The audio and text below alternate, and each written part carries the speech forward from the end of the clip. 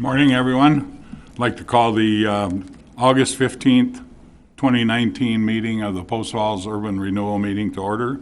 Would the director call roll call, please? Thank you. Carstensen? Here. Crosby? Here. Horn? Here. Clemenson? Here. Davis? Here. Thank you.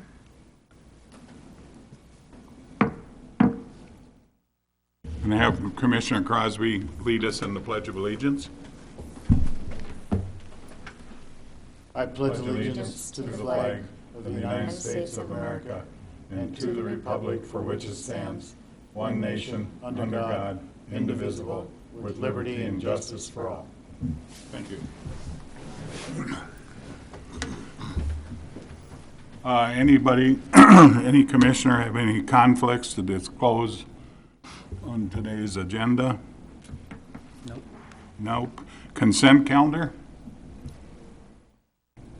Thank you. I would recommend that item F be removed from the consent calendar as it is not ready to be approved yet. So I will go on with item A in the consent calendar is the commission meeting minutes of July 18th. Item B is the payables for this month totaling $474,088.50, which includes a semi-annual payment to Washington Trust Bank for the Greens Ferry overpass. Item C is the bank activity report, which shows total in all funds of $5,841,964.10 and accrued interest for the month of $6,518.71. Item D is the financial reports as of July 31st. Item E is audit engagement letter from Anderson Brothers CPA to perform the 2019 fiscal year audit for an amount not to exceed $7,000. Item G is resolution 2019-03 authorizing the destruction of certain agency records per policy 21. Your approval of the consent calendar will authorize a transfer of $6,518.71 accrued interest to the general fund and transfer to the First Interstate checking account $474,088.50 for the payables. Mr. Chairman, I would answer any questions. Okay. Excuse me. It's being recommended that we remove item F from the consent calendar. And do we have the resolution for the destruction of the records? We do. We do. Okay. Any questions? Mr. Chairman, has council reviewed the audit engagement letter? Yes, it's a standard letter. It looked fine to me. That's what I thought. Thank you. Mr. Chairman, I would recommend the approval of the consent calendar with the exclusion of item F. Second? Seconded. Okay, so approved and seconded to approve the consent calendar minus item F.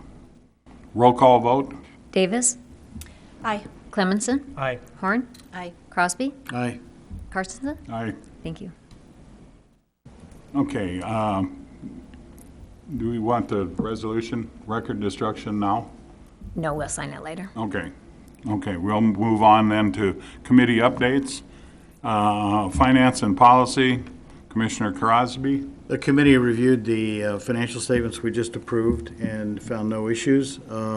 We also are working with the executive director to provide the city with a projection as to the closing dates of several of our districts that have closing dates within the next several years to assist the city in managing their cash flow. And I think that's all we have. Any questions for Commissioner Crosby? If not, thank you. And then we have the district review. Anybody on the district review committee since Commissioner Coles isn't here? We haven't met. We haven't met. Okay, well, thank you. And C, Communications, Property, and Personnel. I'm on chairman of that, and we too have nothing to report at this time. Citizen comments. This section of the agenda is reserved for citizens wishing to address the commission regarding an agency-related issue. Comments related to future public hearings should be held for that public hearing. Persons wishing to speak will have 5 minutes. Anybody? Seeing none, we will move on to public hearing of the 2020 agenda annual budget. Commissioner Crosby, please.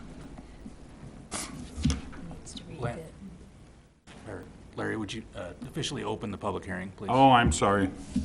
Just a second. We got to officially open this public hearing. Public hearing will be held on the proposal for fiscal year 2020 budget for the Post Falls Urban Renewal Agency. Anyone wishing to speak and has not filled out a form, please do so now and give it to the executive director. Notice of the public hearing was published in the August 1st and August 8th as required by Idaho Code Section Could you put the Section budget? 50-2903, paragraph 5. Public hearing is now open. Good morning, Commissioners. The Finance Committee has completed the budget, and we've reviewed it at our workshop. So this is the final public hearing for the approval of the Commission's 2020 budget. The key aspects of the 2020 budget are as follows. Revenues, tax increment income is projected for each existing urban renewal district and is based on property values determined by the Kootenai County Assessor's Office. The tax rate for each of the taxing districts is not currently known and will not be finalized until later in the year, but we have utilized projections based on known tax rates for each of the underlying taxing districts, which set those rates and then conservatively projected forward based on the average change in levy rates over the last 4 years. The averaging process adjusts the reduction for the reduction in levy rates over the last several years as property values have increased. We have conservatively projected a slight decrease in the tax increment projected to be received in the Expo, Center Point, and West Seltice districts. The projected decrease averages about 8.6% and ranges from a decrease of 5% in the Expo district to 12% in the West Seltice district, where we have had no recent development. We are projecting a 17.5% increase in the tax increment to be received in the East Post Falls district, reflecting continuing new construction in the Tullamore area. We are also projecting a tax increment for the newly created Technology District based on current and continued residential construction within the boundaries of that district.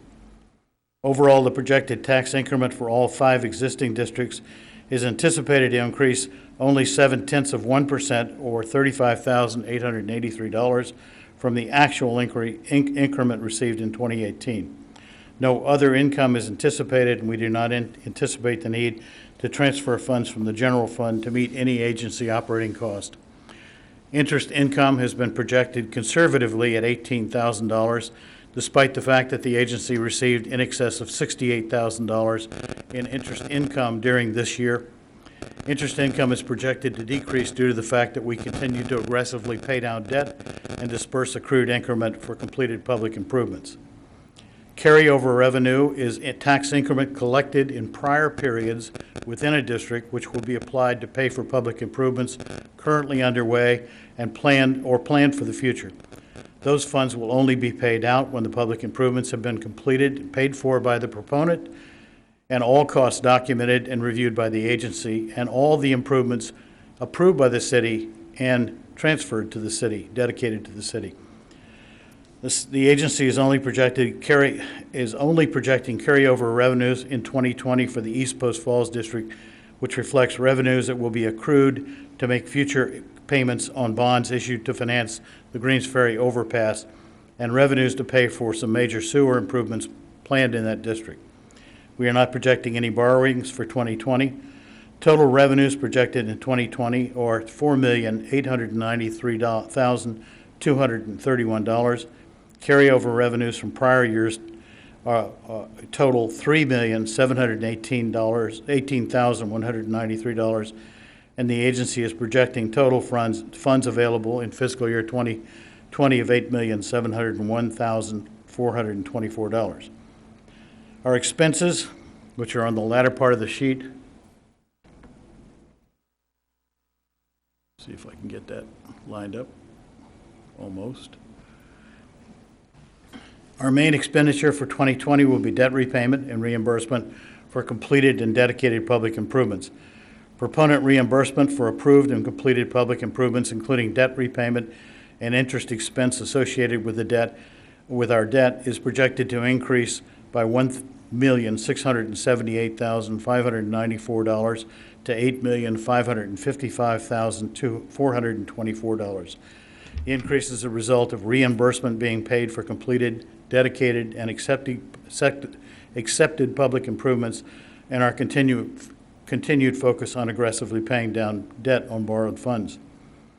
Projected proponent reimbursements assume all existing improvements set forth in the approved district will be completed within 2020. If improvements are not completed, approved, and dedicated to the city within fiscal year 2020, those projected funds will again be carried over for future fiscal years, as explained previously. Over the course of 2020, it is the agency's intention to continue to aggressively pay down outstanding bonds that were issued to build the Greens Ferry overpass. The outstanding balance of those bonds are as of July 31st, 2019, are $3.674 million. Operating expenses for the Urban Renewal Agency continue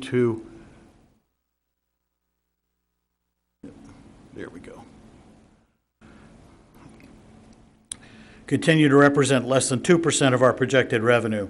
Our fiscal year 2019 operating expenses were budgeted at $130,000, and we are projecting a small increase in operating expenses for fiscal year 2020 to $146,000. We are projecting an increase in the following line items: audit, employee wages and related expenses, engineering services associated with reviewing approved and completed public improvements, insurance, phone, and maintenance of our website as we increase our security level.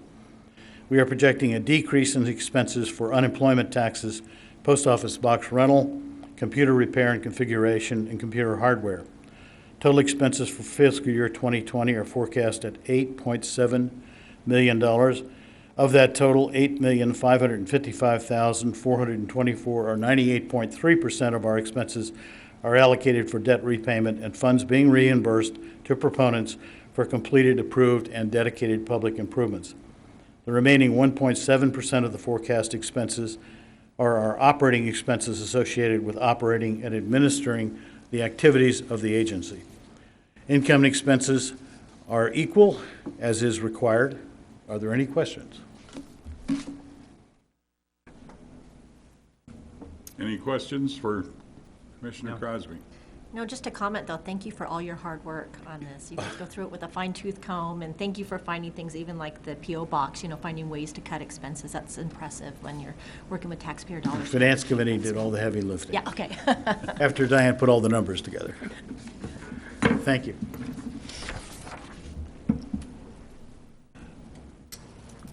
Director Fountain, do we have any citizens that have turned forms in? We do not. We do not, thank you. Close the public hearing part of I'll close the public part of the hearing and open commissioner deliberations and action. Nothing? Mr. Chairman, I would move the approval of the fiscal year 2020 budget for the commission. Okay, you're going to second? Yes. We had approval and, a motion and a second for the 2020 annual budget. Commissioner Crosby made the motion to approve fiscal year 2020 budget and adopted resolution, and seconded by Commissioner Davis. Roll call vote. Davis? Aye. Clemenson? Aye. Horn? Aye. Crosby? Aye. Carstensen? Aye. Thank you. Thank you.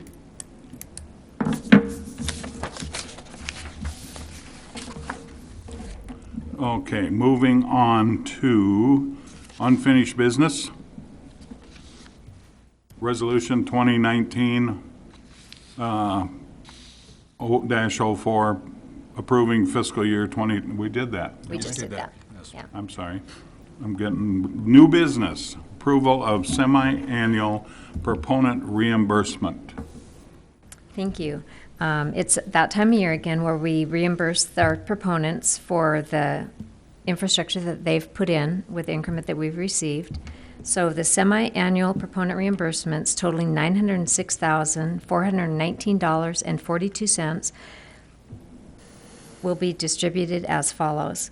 In CenterPoint, the proponent is Point Partners, LLC. Their reimbursement amount is $301,312.04. The remaining obligation will be reduced to $794,414.45. In the Tullamore District, Copper Basin Construction is a proponent. We will reimburse him $350,465.74. The remaining obligation in that district is $2,889,848.44. Tullamore Commons 2, Whitewater Creek is the proponent. The reimbursement is $12,225.12. Remaining obligation, $194,171.56. In the Expo District, J.R. Watson and Associates is a proponent. Their reimbursement will be $114,353.79. The remaining obligation in that district will be $502,995.33. West Seltice Greenstone Corporation is the proponent. Reimbursement amount is $128,062.73. The remaining obligation in that district will be reduced then to $286,310.62. Point Apartments has a current balance of $65,466.66, and we are holding that until the agreement between Whitewater Creek and Point Partners LLC is signed. A roll call vote would be in order to approve the proponent payments in the stated amounts and approve a transfer of $906,419.42 to the First Interstate checking account for that purpose. Thank you. Any questions? If not, we'll have a motion to approve. I would make a motion to approve the semi-annual reimbursements as presented for a total of $906,419.14 and to make the appropriate banking transfers. Second? Second. Laura, second. Laura, second.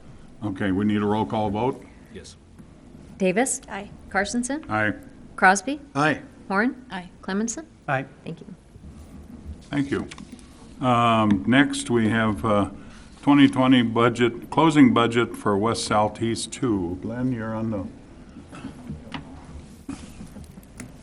Need a photo stick. Right? Did you? I had it here. I picked it up. How's that? There we go. Is that good?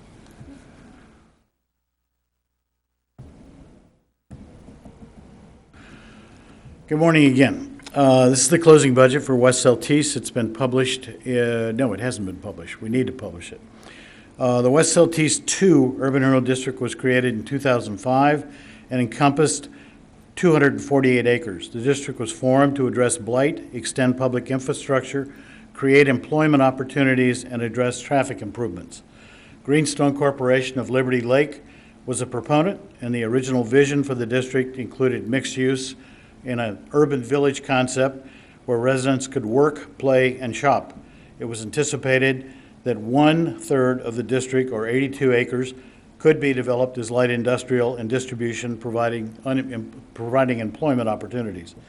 The district is now the home of the Montrose community, also the Advanced Thermoplastic Composites building, manufacturing plant, and the Treaty Rock Corporate Center.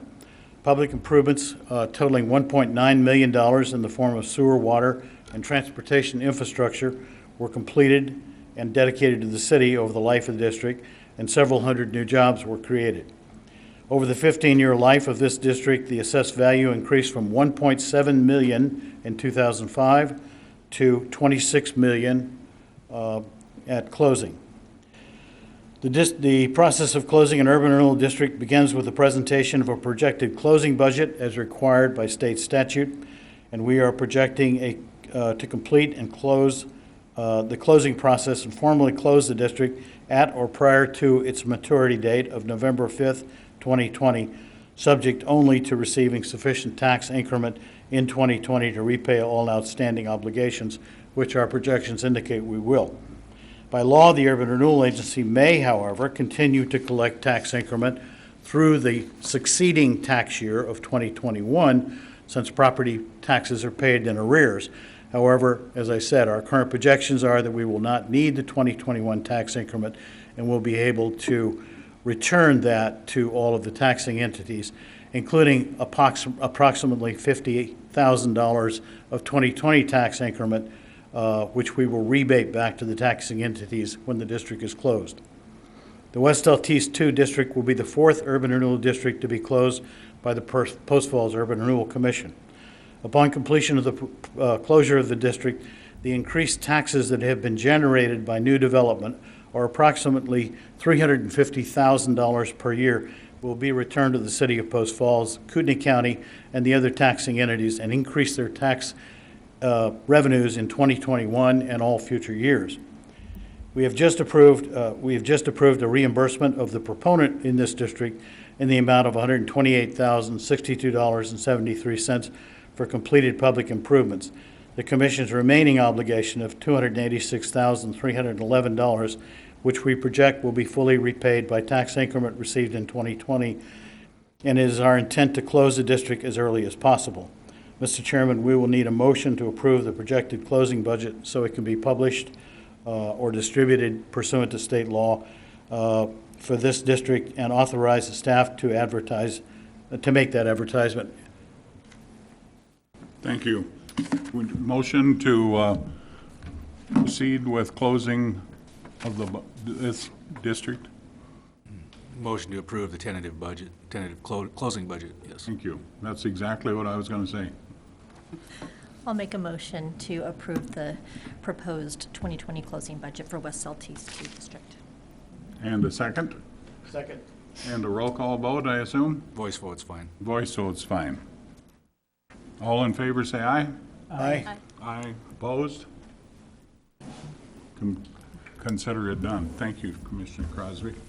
I think we've done a wonderful job at Post Falls Urban Renewal. This is, you said, the fourth district we've closed? Yes, sir. In how long? The last what? Well, this will be the third one just in the last 5 years, so, Yeah. or 6 years. I think we can compliment ourselves and the staff and for accomplishing what we have done and returning profit money back to the taxing entities, and yet accomplish something that was good for the community. So thank you, folks, and all the former commissioners that sat at this table, and again, thank you. So that's all we do on that? Mm-hmm. Then we move on to staff reports. The only thing I have is a reminder of the Urban Land Institute Joint Workshop on Tuesday, August 27th in the community room at the Post Falls Police Department beginning at 3 p.m. It'll last anywhere from 2 to 4 hours. That's it? That's all I have. Okay, commissioner comments.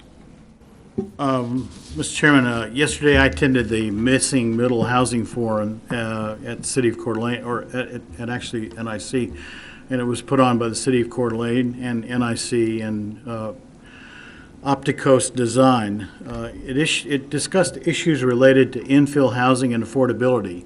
And they pointed out that Kootenai County has a median income of median family income of $53,000 per year, and a median home price which has increased to $320,000, which is impacting the ability of employers to recruit, especially for entry-level jobs. Our current apartment vacancy throughout the county is 1.2%. And they provided several different options for infill housing on small city lots, ranging from 10 to 12 units, and I provided some of those to the commission members. They stress that the key to developing successful infill housing options is to have scaled the developments, which appear to be single-family homes from the streetscape, and also are within walkable neighborhoods with nearby shopping and amenities, which is consistent with the concepts that we're sort of wrestling with in the creation of a potential new district called the Downtown District. But they also pointed out that the key issues are existing zoning and land use regulations and neighborhood acceptance and affordability. And the process needs to start with modifications to the city's zoning and land use plan to accommodate infill housing, which could be done with an overlay or an addendum to the existing zoning and land use plan.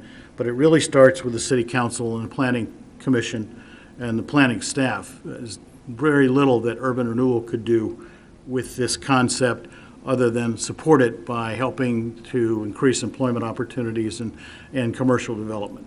But they pointed out that it's really the burden for making these options a potential is to address the existing zoning regulations.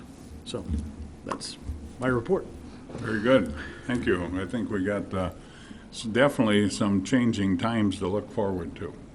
And we need to maximize our commission to help out on these things, so. Anything other from that? Any more commissioner comments? Chairman comments? I really don't have any since I'm only a one-time chairman today. But is in the words of the former commissioner, please attend the North Idaho State Fair, which opens next Tuesday or Wednesday? Wednesday. So it should be a wonderful event again in decent temperatures, the way it sounds. So look forward to seeing everybody at the fair. And with that, anything that I've missed, I will adjourn the meeting. Need a motion to adjourn. Motion to adjourn the meeting. I knew there was a word in there. I move we adjourn. We got a motion and a second? Second. And a second. Meeting adjourned. All in favor? All in favor, say aye. Aye. Opposed? Who would ever oppose that? Thank you.